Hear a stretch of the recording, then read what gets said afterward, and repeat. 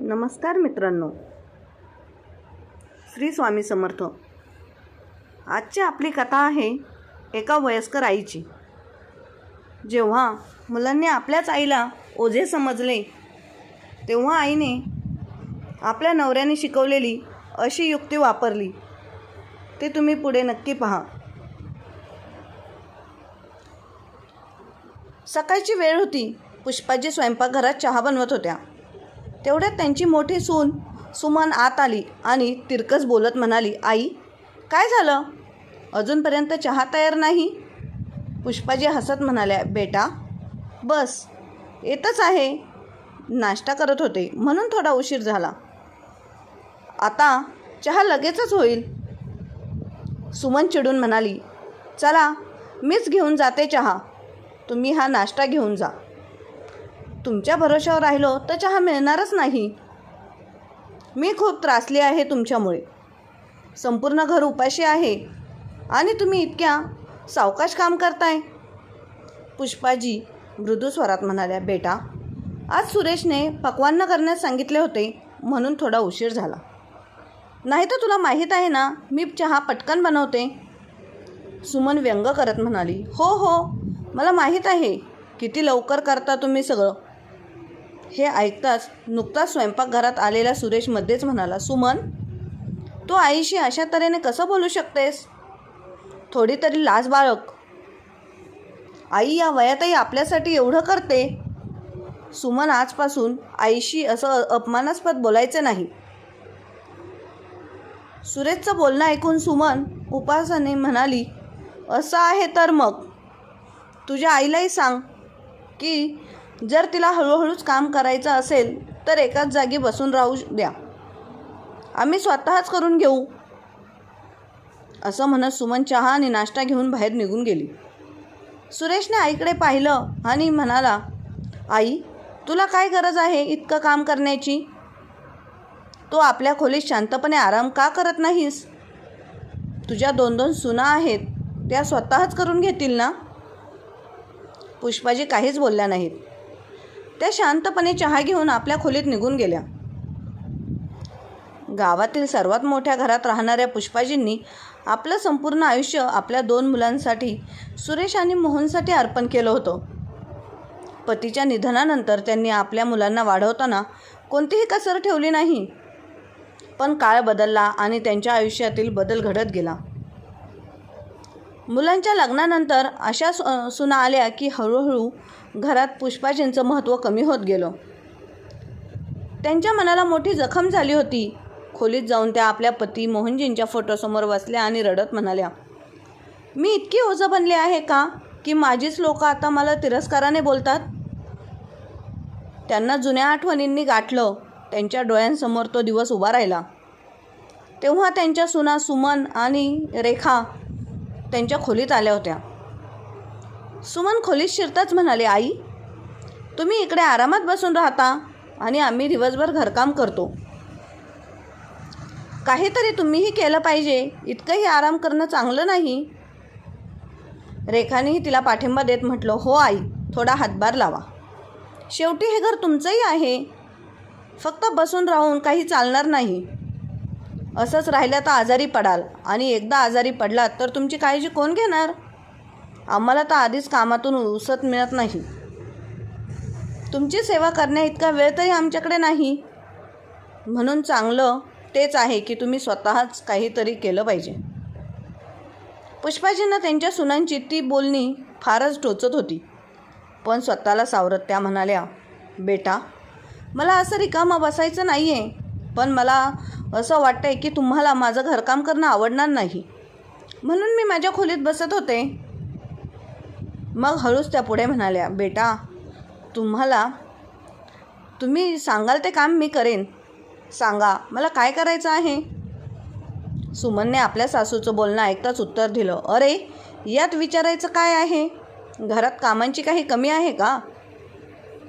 असं करा, आजपासून सकाळ संध्याकाळ चहा आणि नाश्ता तुम्हीच करा आणि लहानसहान घरकामं तर तुम्हाला माहीतच आहेत, तेही तुम्हीच बघा.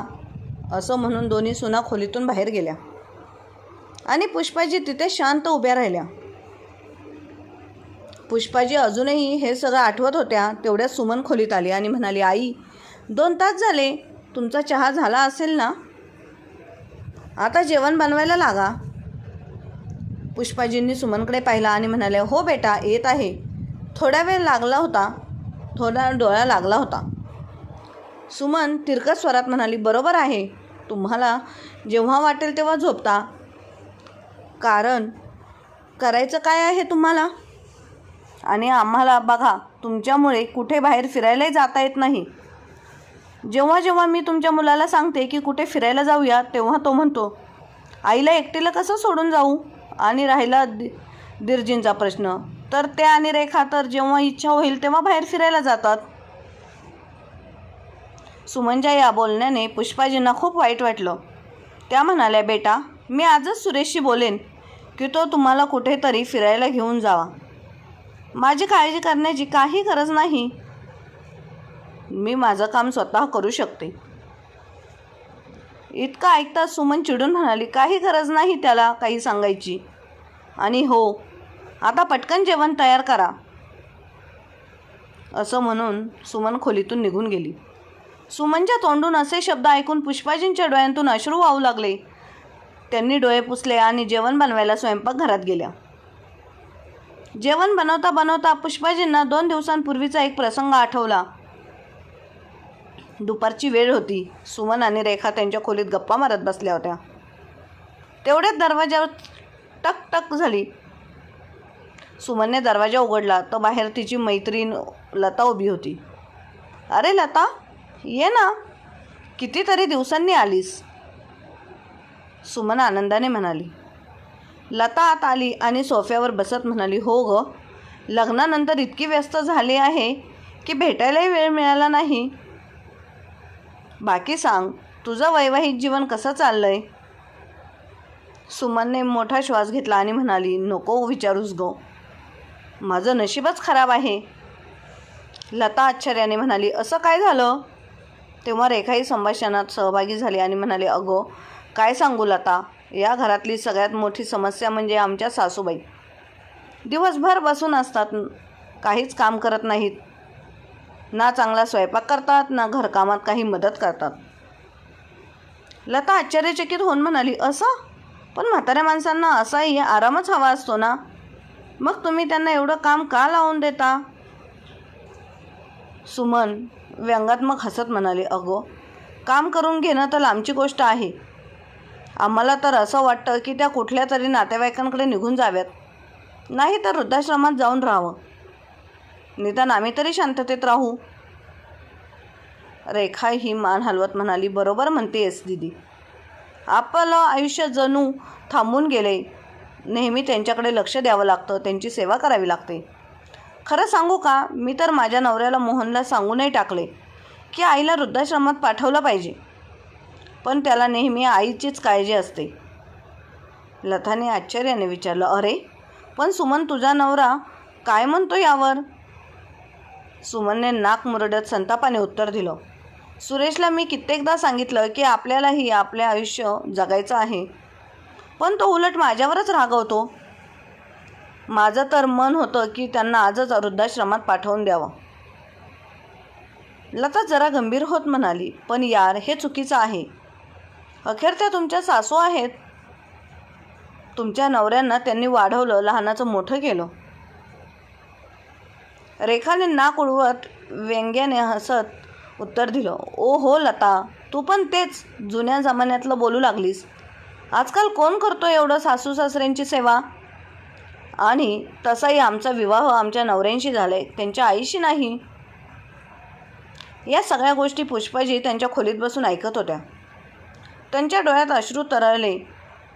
त्यांनी कधी स्वप्नातही विचार केला नव्हता की त्यांच्या सुनांना त्यांच्याविषयी असं वाटेल. त्या स्वतःशीच विचार करू लागल्या, मी खरंच या घरात माझ्या सुनांसाठी ओझं बनले आहे का? पुष्पाजी आठवणीत हरवलेल्या होत्या. तेवढ्यात सुमनचा मोठा आवाज आला, आई, आज जेवण होईल की हॉटेलमधून मागवू? सुमनच्या आवाजाने पुष्पाजी हादरल्या. त्या पटकन उठून स्वयंपाकघरात गेल्या. जेवण तयार केलं आणि चपात्या करून डब्यात ठेवून दिल्या. मग त्या सुमनला म्हणाल्या, सुनबाई मी जेवण करून ठेवलं आहे, मला थोडा थकवा जाणवते, मी खोलीत झोपते जाते. सुमनने काहीही उत्तर दिलं नाही. पुष्पाजी खोलीकडे चालत असतानाच रेखाने त्यांचा मार्ग अडवला आणि म्हणाली, आई तुम्हाला आज जेवण बनवायचं नव्हतं तर आधीच सांगायचं ना. पुष्पाजी आश्चर्याने रेखाकडे पाहत म्हणाल्या, सुनबाई मी तर जेवण बनवलंय, तू असं का म्हणतेस.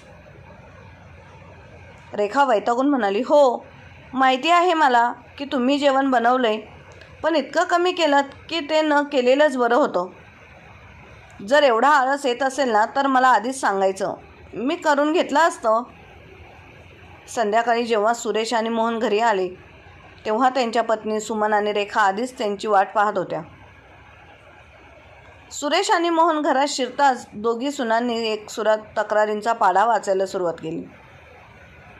सुमनने तक्रारींच्या सुरात सुरेशला उद्देशून म्हटलं, बघा सुरेशजी, तुमच्या आईची अवस्था, दिवसभर झोपत असतात, स्वयंपाक करायलाही मन नाही करत.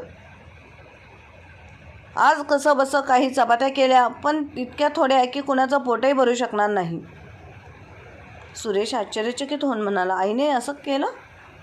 पण आई तर नेहमी सगळ्यांची व्यवस्थित काळजी घेते. त्याचवेळी रेखा म्हणाली, काळजी? भाऊजी तुम्ही तर नेहमी आईचीच बाजू घेत असता. पण जर आज पाहिलं असतं ना तर समजलं असतं. मी तर त्यांना स्पष्ट सांगितलं होतं, जर जेवण बनवायचं नसेल तर आधीच सांगा. पण इतकी बेफिकिरी, हे तर अतिच झालं. मोहन रागाने म्हणाला, खरंच आई तू असं केलंस? पुष्पाजी दुःखाने म्हणाल्या, बाळा मी पूर्ण जेवण बनवलं होतं, कदाचित थोडं कमी पडत असेल. सुमन मध्येच बोलली, अरे हे तर तुम्ही प्रत्येक वेळी म्हणता आई, पण सत्य हे आहे की आता तुम्हाला आमची अजिबात काळजी राहिलेली नाही. रेखाने सुमनच्या बोलण्याला दुजोरा देत म्हटली, हो दीदी बरोबर म्हणतेस. सुरेश चिडून म्हणाला, आई हे सगळं काय आहे? तुला आता आमची काहीच काळजी वाटत नाही का? जर तू थकली होतीस तर आधीच सांगायचं ना. रोज घरी आल्यावर हे सगळं ऐकावं लागतं.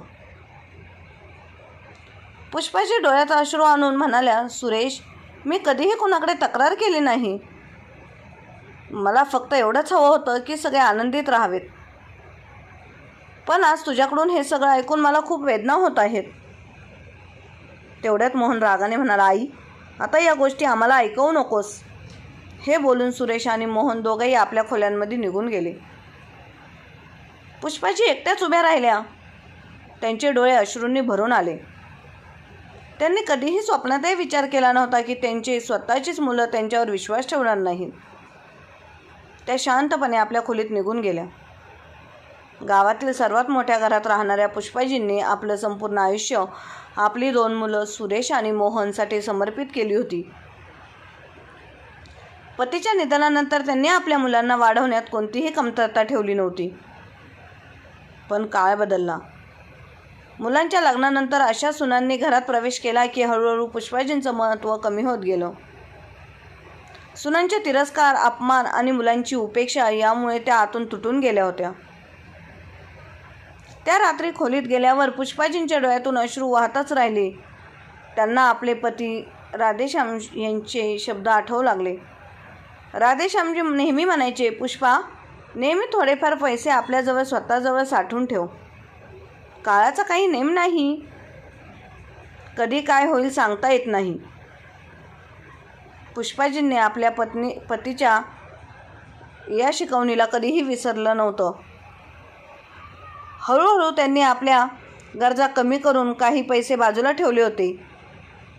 रात्रभर अश्रू ढाळल्यानंतर त्यांनी ठरवलं की आता हे सगळं अधिक सहन करणार नाहीत.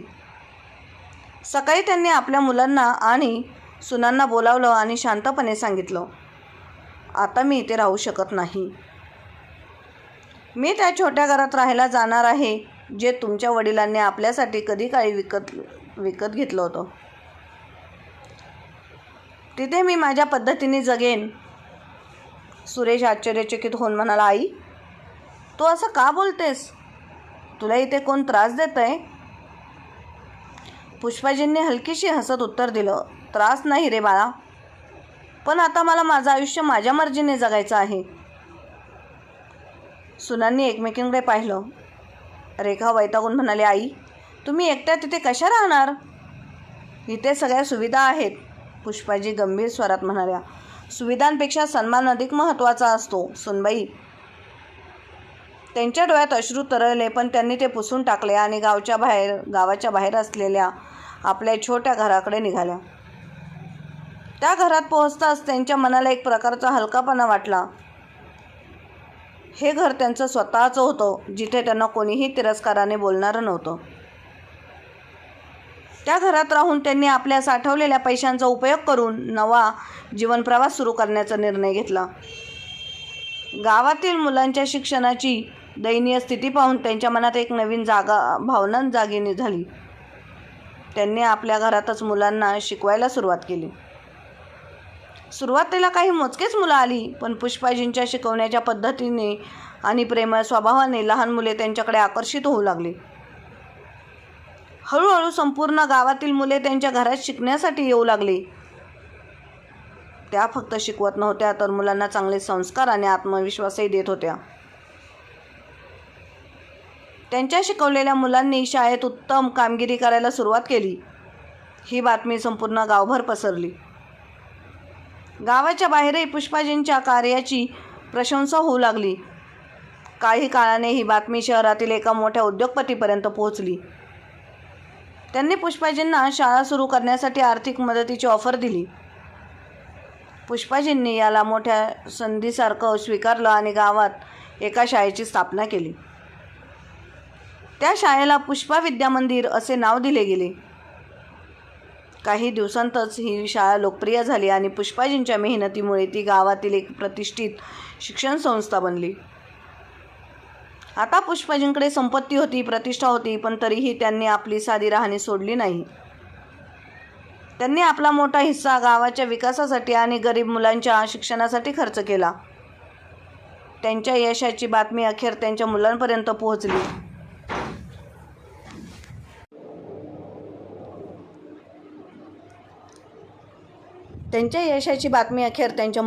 पोहोचली.